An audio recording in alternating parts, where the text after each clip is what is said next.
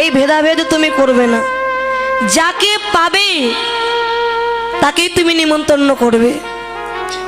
যুধিষ্ঠির সবাইকে নিমন্ত্রণ করেছিলেন, কিন্তু একজনকে নিমন্ত্রণ করিনি। সে নিচু কুলে জন্ম নিয়েছিলেন বলে, যার নাম ভক্ত রুহিদাস। নিচু কুলে জন্ম নিয়েছে বলে তাকে নিমন্ত্রণ করলো না। রুহিদাস জানতে পারলেন যে আমার গোবিন্দ যজ্ঞ করছে, আমায় একবার বলল না প্রভু? আমি নিচু কুলে জন্ম নিয়েছি বলে এটাই কি আমার অপরাধ? প্রভু, যে নিচু কুলে জন্ম নিয়ে তোমার সাধন ভজন আমারও হবে না, তবে বলো প্রভু, কেন এমন নিচু কুলে তুমি আমায় জন্ম দিয়ে পাঠালে? কেন এমন জন্ম তুমি আমায় দিলে প্রভু? ধুলাই পড়ে গড়াগড়ি দিচ্ছে রুহিদাস। হঠাৎ দেখতে পেলে রাস্তা দিয়ে হাজার হাজার ভক্ত বৈষ্ণব চলে যাচ্ছে যজ্ঞে। রুহিদাস মনে মনে ভাবলে, শুনেছি ভক্তেরই কৃপা হলেই তবেই নাকি আমার গোবিন্দের কৃপা হয়ে যায়। রুহিদাস গিয়ে রাস্তার উপরে বসে পড়েছে। এক একজন করে ভক্ত যাচ্ছে, আর রুহিদাস গিয়ে ওই এক একজন ভক্তের চরণে প্রণাম করছে, আর ভক্তের চরণের ধুলি অঙ্গে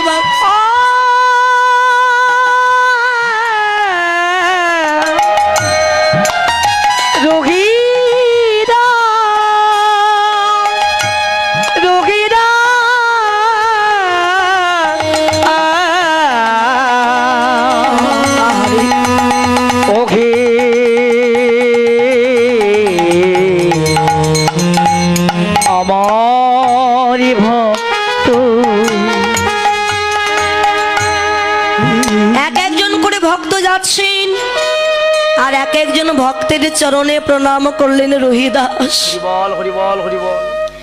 ভক্তগণ বললেন, রুহিদাস কি গো, আজ তুমি আমাদের সবাইকে এমন করে প্রণাম করছো কেন? ওগো, প্রণামটা আমি তোমাদের করছি না, কাকে করছি জানো? তোমরা তো যাচ্ছ আমার গোবিন্দের যজ্ঞে, এই অপবিত্র দেহ নিয়ে আমি তো গোবিন্দের যজ্ঞে যেতে পারবো না। তোমরা যখন গিয়ে আমার গোবিন্দকে প্রণাম করবে, আমার ভাগ্যে তো হলো না আমার গোবিন্দের দর্শন, তাই আমি তোমাদেরকে প্রণাম করলাম। তোমরা গিয়ে যখন গোবিন্দকে প্রণাম করবে, তোমাদের দ্বারা আমার প্রণাম আমার গোবিন্দ চরণে পৌঁছে।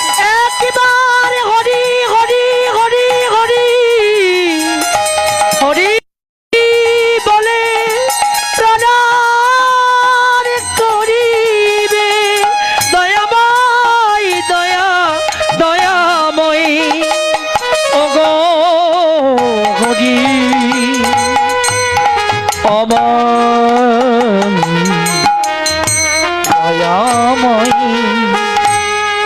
এই জন্য প্রণাম করলাম। তোমরা গিয়ে আমার কথা একটু আমার গোবিন্দের কাছে তোমরা জানিয়ে দিও। ভক্তগণ বললেন, রুহিদাস চলো, তুমি না হয় আমাদের সঙ্গে যাবে, চলো। না গো, তোমরা জানো না আমি নিচু কুলে জন্ম নিয়েছি, প্রভুর কাছে গেলে যজ্ঞের যদি কোনো বিঘ্ন হয়ে যায়। রুহিদাস, তুমি গোবিন্দকে ভালোবাসো, আর তুমি এইটুকু জানো না যে গোবিন্দকে ভালোবাসে সেই ভক্তকে যে আমার গোবিন্দ পরীক্ষা করতে বড় ভালোবাসে গো। গোবিন্দ যাকে কৃপা করে ধন পুত্র আগে হরে, এরপরে শোকানলে পোড়াইয়া করে লয় খাটি। স্বর্ণকার যেমন পরখ করে দেখে কোনটা আসল সোনা কোনটা নকল সোনা, আমার গোবিন্দ পরখ করে দেখি কোন ভক্ত আমাকে কতখানি ভালোবাসে। পরীক্ষা করে কি করে? সেই ভক্তের যে প্রিয় বস্তু, হয় তার স্ত্রী নইলে পুত্র, যে কোনো একটি বস্তু, প্রিয় বস্তুকে আমার গোবিন্দ তার কাছ থেকে আগে কেড়ে নেয়। আগে কেড়ে নিয়ে তার জীবনে এমন দুঃখ কষ্ট দেয় যে দেখি দুঃখ কষ্ট পেয়ে আমার ভক্ত আমার কথা ভুলে যায়। সইতে পারে পারে কি না ওগে আমার বকিত রে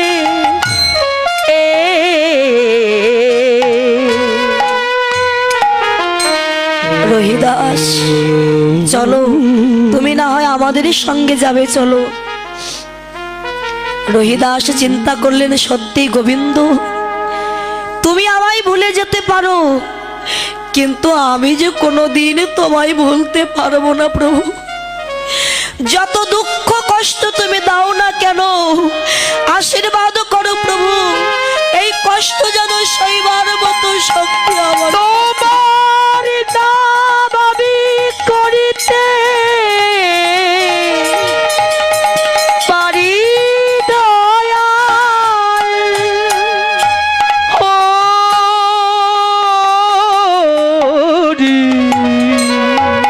ভক্তগণকে নিয়ে রহিদাস আমার চললেন গোবিন্দের যজ্ঞে। এদিকে গোবিন্দ তো জানেই ভক্তের মনের আশা। যুধিষ্ঠিরকে ডেকে বললেন, দাদা তুমি তো যজ্ঞ করছো, এই যজ্ঞের তো একটা দায়িত্ব আছে। হ্যাঁ কৃষ্ণ, এই যজ্ঞের যে সভাপতিত্বের দায়িত্ব, এই দায়িত্ব তুমি কার উপরে দেবে? বলছে এই কাজে কিন্তু সবাই করতে পারে না, এই সভাপতিত্বের দায়িত্ব দিলাম আমি দুর্যোধনের উপরে। তুমি কি পাগল হলে কৃষ্ণ? কেন? দুর্যোধন সে হলো আমার শত্রু, আর শত্রুকে যদি তুমি আয় ব্যয় হিসাব নিকাশের দায়িত্ব দাও, সে তো সব ধ্বংস করে ফেলবে। এখানেই তত্ত্ব দাঁড়িয়ে আছে। তত্ত্বে কি বললেন? এ জগতে যে চোর, চোরের সামনে একটা বস্তু রেখে যদি বলা যায়, দাদা আমার এই বস্তুটা তুমি একটু দেখে রেখো, ওই জিনিস কিন্তু কোনোদিন চুরি হয় না। দেহের ভিতরে বিন্দুরূপী কৃষ্ণ ধন আছে, তাকে ধ্বংস করছে কি? ষড়রিপু। এই ষড়রিপুকে গুরুচরণটা আশ্রয় করে একবার কৃষ্ণ ধনকে চৌকে দিতে দাও, দেখবে কৃষ্ণ ধন দেখতে দেখতে ধ্বংস করার কথা ভুলে গিয়ে হা গোবিন্দ বলে তারা গোবিন্দের চরণে শরণ নেবে। হরিবল হরিবল। আচ্ছা কৃষ্ণ, তুমি পরিবেশনের দায়িত্ব কার উপরে দেবে? বলছে পরিবেশনের দায়িত্ব দিলাম ভীমের উপরে। কৃষ্ণ, ভীম আমার ভাই, সে সব সময় খাবো খাবো করে, তাকে যদি পরিবেশন করতে দাও সে নিজে খেয়ে সব ধ্বংস করে দেবে, ভক্তদের কি সেবা দেবে?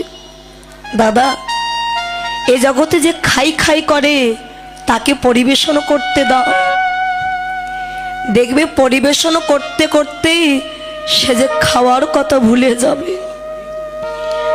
যখন কোথাও অনুষ্ঠান হয়, কীর্তন হয়, এই যে অনুষ্ঠান হচ্ছে এখানে হাজার হাজার ভক্ত বৈষ্ণব সেবা দিচ্ছেন, কমিটির কাকুরা দাদা ভাইরা ভক্ত সেবা দিতে গিয়ে নিজেদের সেবা করবার কথা কিন্তু কারোর মনে না।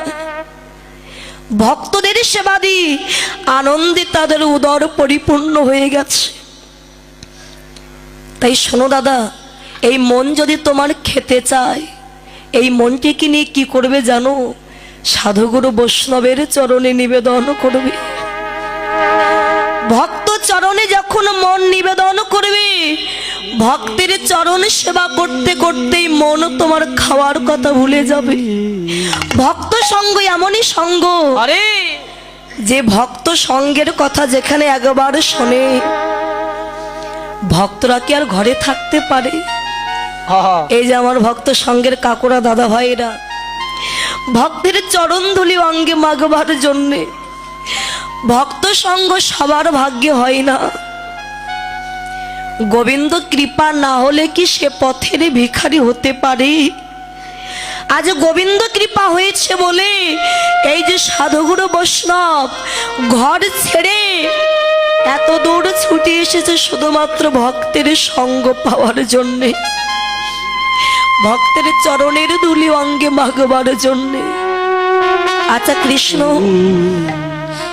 সবই তো বুঝলাম, তুমি সবাইকে সব দায়িত্ব দিলে, কিন্তু তুমি কোনো দায়িত্ব নেবে না। দাদা, কে বলেছে আমি দায়িত্ব নেইনি? আমি কবে থেকে যে দায়িত্ব নিয়ে বসে আছি। কি দায়িত্ব জানো? তোমার যজ্ঞে যখন দেশ বিদেশ থেকে আমার ভক্তগণে আসবে কত পরিশ্রান্ত হয়ে, আমি গিয়ে যজ্ঞের বাহিরে গিয়ে দাঁড়ায় থেকে ভক্তের চরণ দুখানা হৃদয়ে জড়ায়ে ধরে আমি কি করিব জানো? আমি নয়ন জলে ভক্তের চরণে আমি ধোয়াই দিব।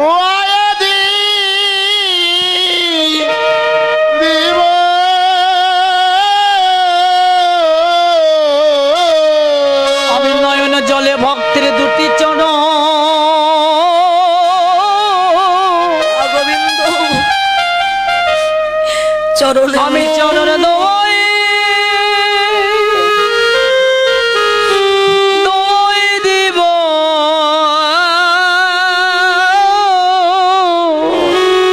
আমার এমন দিন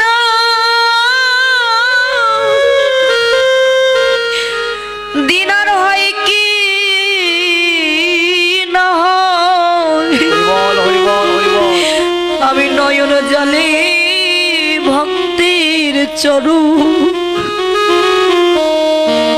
আমি ধোয়াইয়ে দিব। জানি না আমার দিলা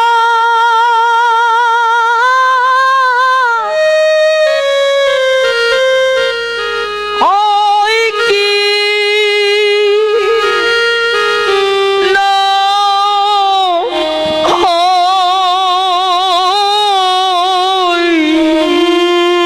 দুটি নয়ন জলে আমি চরণে ধোয়ায়ে দিব। আমি যে কত জনমে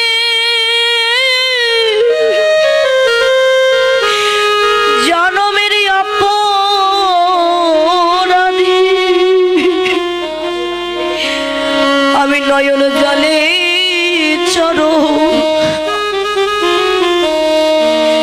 ভক্তের চরণ ধোয়াইয়ে দিব।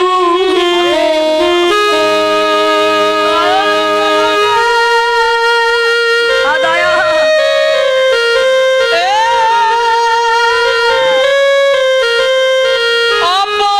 অপরাধী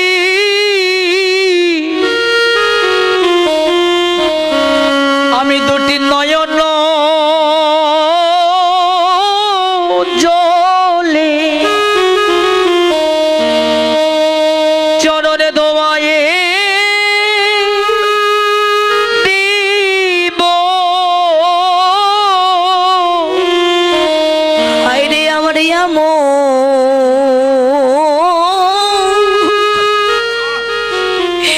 এমন দিন আমার ভাগ্যে হয় কি না হয়, আমি নয়ন জলে চরণ ধোয়ায়ে ধোয়ায়ে দিব।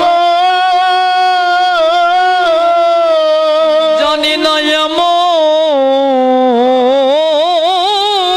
ভাগ্য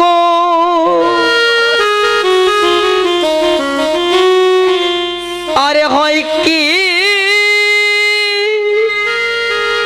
না হয়। আজি দুটি নয়ন জলে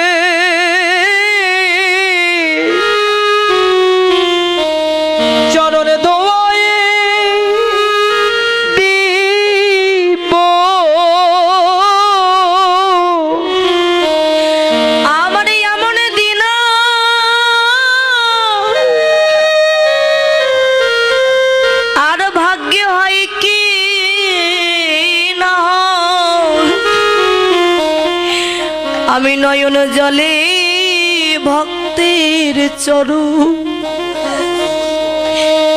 আমি ধোয়ায়ে দিব,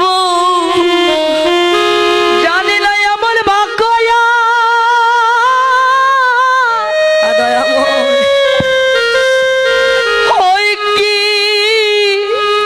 না হয়। আজ দুটি নয়ন জলে রাধে রাধে ভক্তির চরণে ধোয়াই দিব।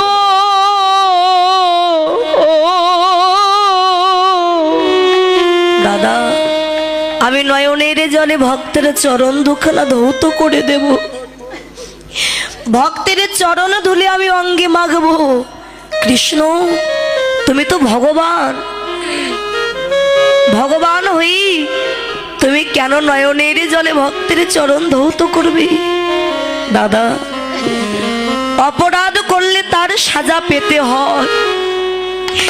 আমি অপরাধ করেছি বৈষ্ণবের চরণে, তাই বৈষ্ণব কৃপা ছাড়া আমার যে মুক্তি নাই।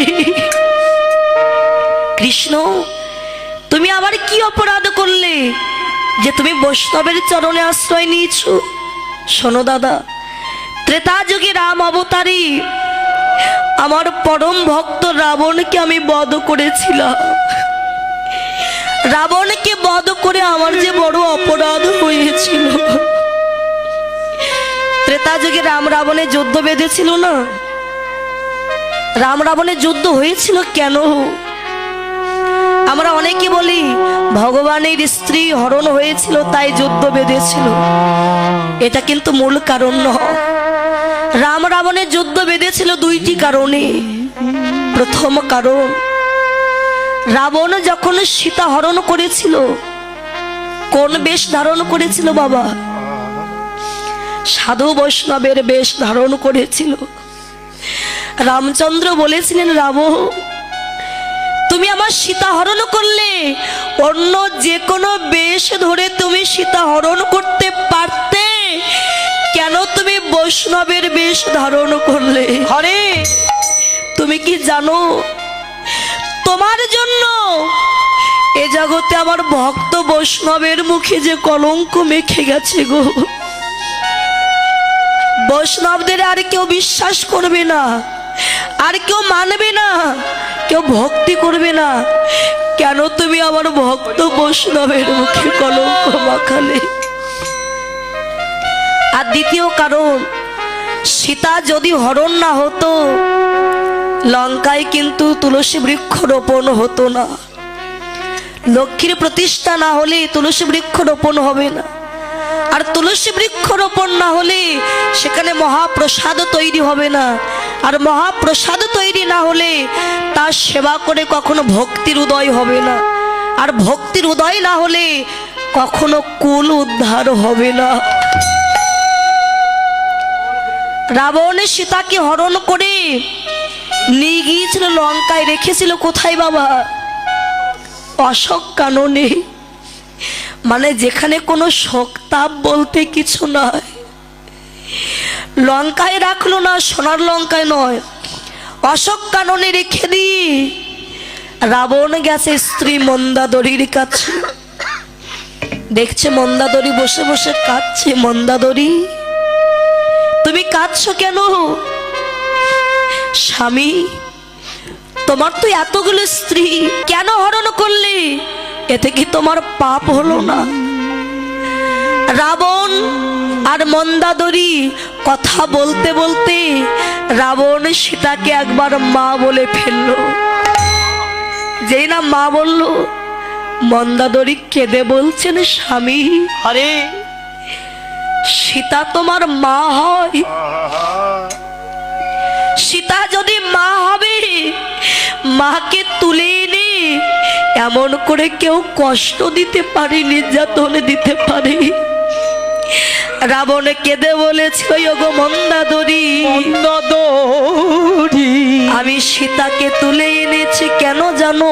আরে বাস্তব জগতে নদীর ঘাটে আহা, যদি কোনো নৌকা বাঁধা থাকে আর কেউ যদি বড় একটা কাষ্ঠ নিয়ে নৌকায় বারবার আঘাত করে, নৌকা যদি ভেঙে যায়, নৌকার মালিক ছুটে আসে নৌকা দেখবার জন্য।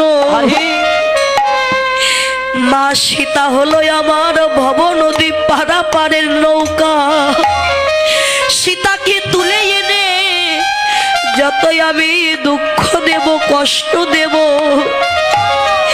মা সীতা সইতে না পেরে হারাম হারাম বলে কাঁদবে। আর আমার সীতা মায়ের জন্য একদিন না একদিন প্রভু রামচন্দ্রই আসবে আমার লঙ্কায়।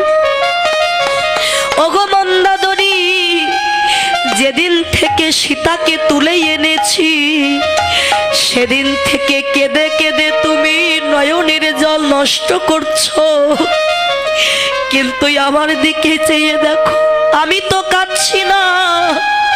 কেননা আমি আমার হৃদয়ে জল বেঁধে রাখলাম, যেদিন প্রভু আসবে আমার লঙ্কাপুরীতে সেদিন প্রভুর চরণ দুখানা বক্ষে জড়াইয়ে ধরে সেদিন আমার নয়ন জলে চরণ আমি ধোয়াইয়ে দেব। আমি নয়ন জলে চর সেদিন ধোয়াই দিব।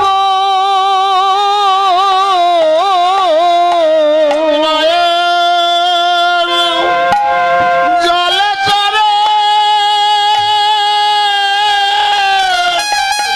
আমি ধোয়াই দেব।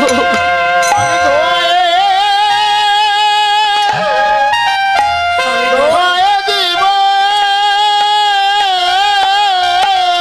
সেদিনই আমার রাজ্যে যদি সেদিনে জল না থাকে, সেদিন আমার নয়ন জলে চরো আমি ধোয়ায়ে দেব। আমার রাজ্যে যদি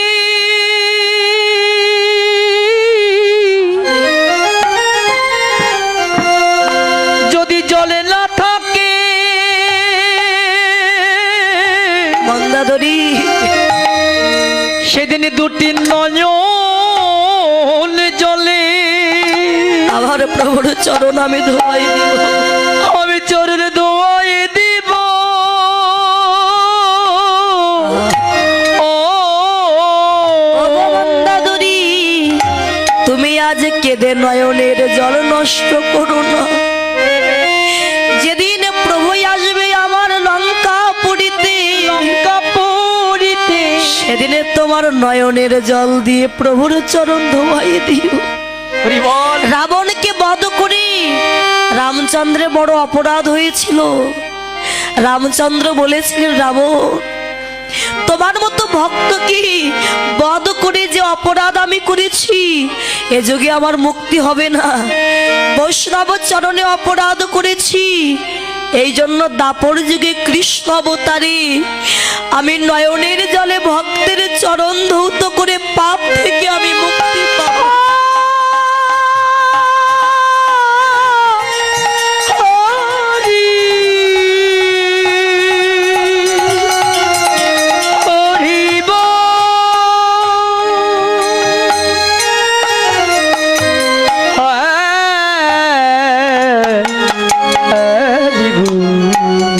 যুধিষ্ঠির কৃষ্ণকে ডেকে বললেন, কৃষ্ণ সমস্ত ভক্ত বৈষ্ণবেরা তো এসেছে, এবার চলো আমরা যজ্ঞ আরম্ভ করি। কৃষ্ণ বললেন, দাদা এই যে এত টাকা খরচা করে তুমি যজ্ঞ করছো, এই যজ্ঞের যে পূর্ণ ফল হবে যে বৈষ্ণবের দ্বারা, সেই পরম বৈষ্ণব কিন্তু তোমার যজ্ঞে এখনো এসে পৌঁছায়নি। এ কি বলছো কৃষ্ণ? বহু দূর দূরান্তের ভক্ত বৈষ্ণব এসেছে, আর তুমি বলছো পরম বৈষ্ণব এসে পৌঁছায়নি। কে সে যে আমার যজ্ঞে এখনো পৌঁছায়নি? তুমি একটু দাঁড়াও, দেখবে সেই ভক্ত আসছে এখানে। এদিকে রোহিদাস আমার, ওরে বদনে সুধা মাখা কৃষ্ণ নামে নিয়ে মনে নয়নের জলে কাঁদতে কাঁদতে চলেছে আমার কৃষ্ণের কাছে। কৃষ্ণ কৃষ্ণ কৃষ্ণ হে কৃষ্ণ কৃষ্ণ কৃষ্ণ হে কৃষ্ণ কৃষ্ণ আরে কৃষ্ণ হে ওই তো আমার ভক্ত আসছে। কৃষ্ণ কৃষ্ণ হে ওই তো আমার ভক্ত আসছে। যুধিষ্ঠির বললেন কৃষ্ণ, আরে ও তো নিচু জাত, ওর নাম রোহিদাস, আর ও কিনা আমার যজ্ঞের পরম বৈষ্ণব, আর তুমি ওর জন্য দাঁড়িয়ে আছো। দাদা, তুমি কি জানো না কে উঁচু কে নিচু, কে ধনী গরিব, আমি সেই ভেদাভেদ করি না। আমি দেখি কোন ভক্তের হৃদয়ে ভক্তি বস্তু লুকানো আছে। ভক্তি যার কৃষ্ণ তার, সর্বশাস্ত্রে কয়। আমার ভক্ত রোহিদাসের জন্য আমি দাঁড়িয়ে আছি এখানে। রোহিদাস, তুই এসেছিস কেন? দূরে দাঁড়িয়ে আছিস, কাছে আয়। না প্রভু, আমি নিচু কুলে জন্ম নিয়েছি, আমার পরশ পেলে তোমার বিপদ হতে পারে, অমঙ্গল হবে। রোহিদাস, জানিস না রে, বৈষ্ণবের কোনো জাত হয় না। যিনি কৃষ্ণ ভজে তিনি পরম বৈষ্ণব। ওরে সাধু সঙ্গ সর্বশাস্ত্রে কয়, লওয়া মাত্র সাধু সঙ্গ কৃষ্ণ প্রেম উপজয়। তোর মতো ভক্তের পরশ পেলে আমার দেহে ভক্তির উদয় হবে। আর দূরে দাঁড়িয়ে থাকিস না রে, একবারে আয় আয় ভক্ত আমার বক্ষে, আমার বক্ষে আয় রে। এবার আয় ভক্ত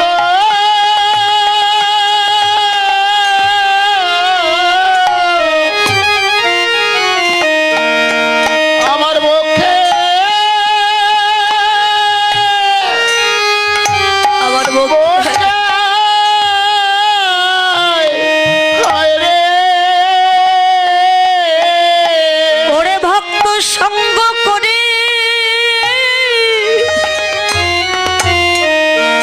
আমার পক্ষে হায় রে ভক্ত সঙ্গ করে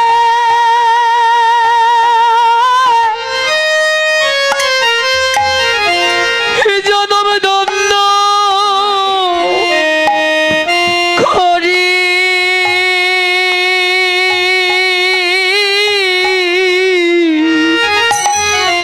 আমার পক্ষে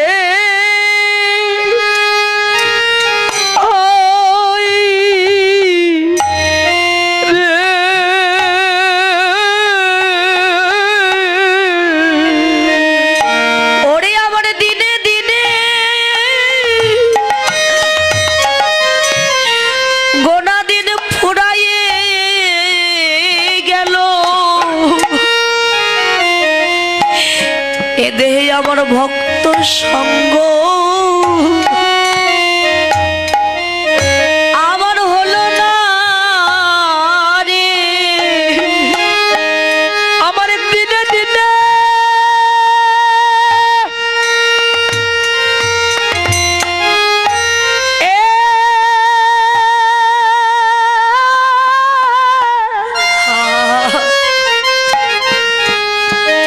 কোনদিন পুরাই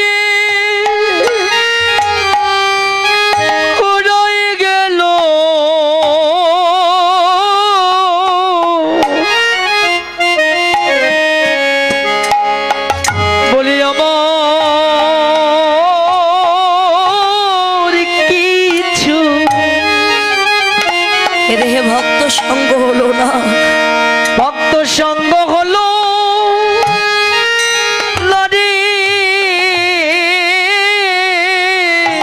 আমি যেমনই এলাম আর তেমনই গেলাম। আমি কৃষ্ণ বলে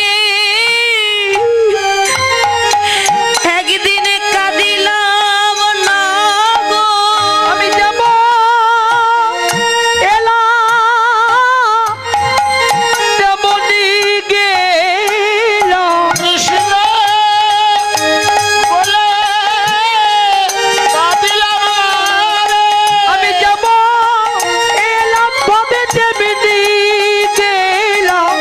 কৃষ্ণ বলে কাঁদিলাম রে। রেখো রেখো চরণ এই আমার মতি, রেখো চরণ বড় ভালোবাসি রেখো চরণ দেবতী, রেখো চরণ ভালোবাসি শুধু এ জল বিলয় জলবে জলবে। তোমার চরণে ছাড়া করো না গো।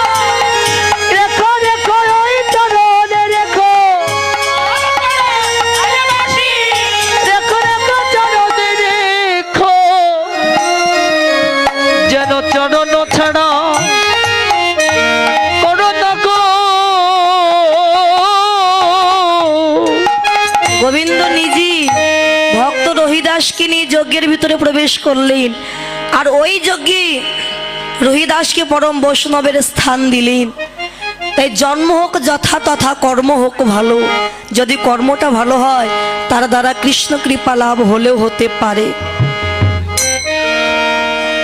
চণ্ডাল হয়ে ব্রাহ্মণ হয় যদি কৃষ্ণ ভজে, আর ব্রাহ্মণ হয়ে চণ্ডাল হয় যদি কৃষ্ণ ত্যাজে।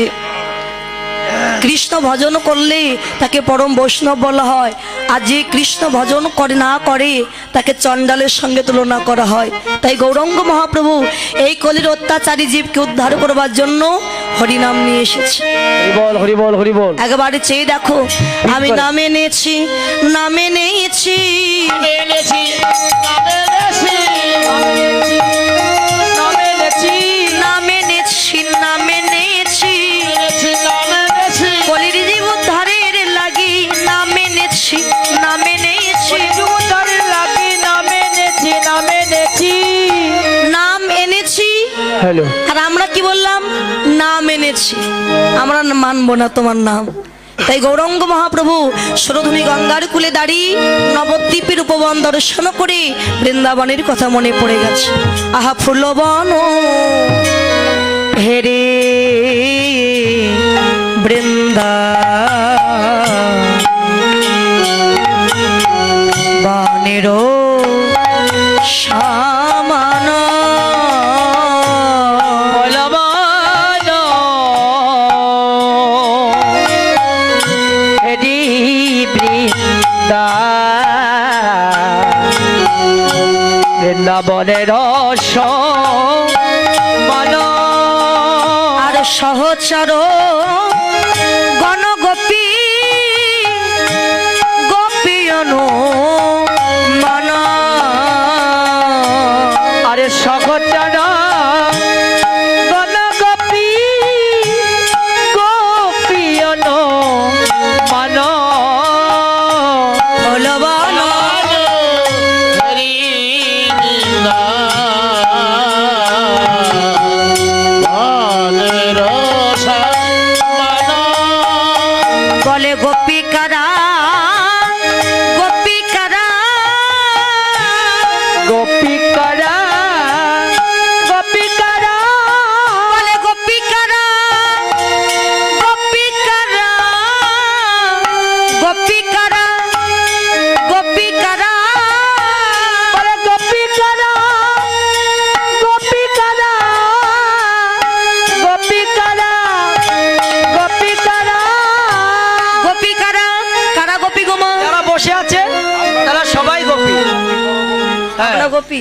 আমরা গোপী এখানে যারা বসে আছে। এখান থেকে জমি জায়গা বিক্রি করে যদি বৃন্দাবনে গিয়ে আমি 2 বছর থাকি তবু গোপী হতে পারবো না। আবার মহাজন বলছে এখানে থেকেও গোপী হওয়া যাবে। গোপী কারা? তারাই তো গোপী রে, তারাই তো গোপী রে, বলি তারাই তো গোপী রে, তারাই তো গোপী রে, যারা গোপনে গোবিন্দ ভজে তারাই তো গোপী রে, গোপনে গোবিন্দ ভজে তারাই তো গোপী রে। যারা গোপনে গোবিন্দ ভজে তারা হচ্ছে গোপী। গো আর পি, গো মানে ইন্দ্রিয়, পি মানে পেশন করা। গুরু চরণটা আশ্রয় করে নিজের ইন্দ্রিয়গুলিকে যে পেশন করতে পেরেছে একমাত্র তারাই হলো হরি গোপী। বল, হরি বল। এই যে আমরা গোপী। চৈতন্য চরিতামৃতে বললেন গোপী কারা জানো? ব্রজনিত্য স্থানে সামর্থ্য যৌবনে কৃষ্ণ আত্মা অর্পণে বাঞ্ছা হয় যার, বাবা! শ্রীমতী স্বভাবে আসক্তির পরভবে রতি রসে যার মিলন হয়েছে ভবে তারা গোপী, তারাই জানে গৌরীর ভাবের গতি। আহা, হরি বল, হরি বল, ব্রজনিত্য হরি বল। স্থান কোনটি? যাহাছে বিশ্ব ব্রহ্মাণ্ডে তাহাছে দেহ ভাণ্ডে। এই দেহটা ব্রজনিত্য স্থান। এখানে সামর্থ্য যৌবনে, অর্থাৎ যৌবন বয়স থাকতে থাকতে যদি কেহ এই দেহ মন প্রাণটা একবার আমার গৌর গোবিন্দের চরণে অর্পণ করে তখনই হয় শ্রীমতীর স্বভাব। শ্রী শব্দে সুন্দর, মতি অর্থ সুন্দরের প্রতি যার মতি আছে সেই হলো শ্রীমতী। এই শ্রীমতীর স্বভাবে আসক্তিরও পরব হবে। আসক্তি কি? কোনো কিছু পাওয়া যায় আসক্তি। এই যে আমরা কলির মানুষ, যত পায় তত চায় আরো দাও। আয় আয়, জীবনে সন্তুষ্ট করতে পারবে না ভগবান। যার কিছু নেই তার মনের বাসনা যদি একটা কুড়ে ঘর থাকতো, গোবিন্দের কৃপায় একটা কুড়ে ঘর হয়েছে, তবু হবে মন না। বলছে না কুড়ে ঘরে আর ভালো লাগে না। একতলা। যদি একতলা দিতে পারতাম, হয়েছে একতলা, তবু মন বলছে না একতলা ভালো লাগে না, দুই। দুই তলা দিলে ভালো হতো। হয়েছে দুই তলা, কিন্তু মন বলছে না যদি এবার একটা গাড়ি কিনতে পারতাম। যত বানাবে তালা তত বাড়বে জ্বালা। হরি বল, হরি বল, কিছু হরি তালা না বল। বানিয়ে মাঝে মাঝে আমার গোবিন্দ চরণে অর্পণ করো, দেখবে জ্বালা কিছু কমে যাবে। এই আসক্তির পরব হবে।